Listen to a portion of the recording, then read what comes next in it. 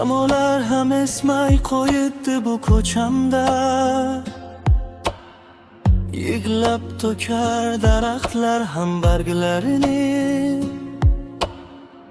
Men mehringga to'yay ey yor bir kechangda.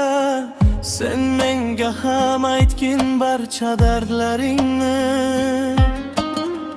Kim yoshlatdi ko'zlaringni seni jonim?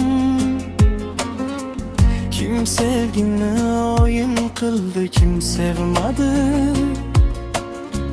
Menga qo'ysa berar edim hatto borim. Seni esa taqdir menga lek bermadi. O'yin qilmay sevgan edim gullar berib. Ishqingda yor yozgan edim she'rlarni ham.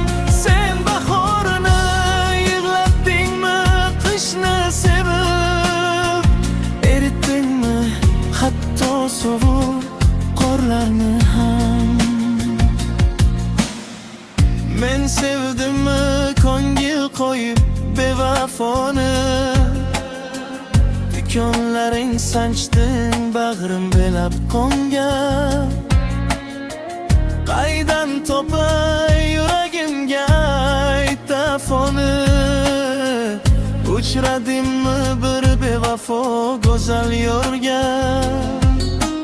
Kul isitar endi faqat bu qalbimni.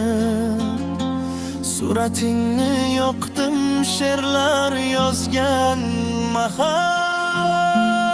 O'yin qilmay sevgan edim gullar berib. Ishqingda yor yozgan edim she'rlarni ham.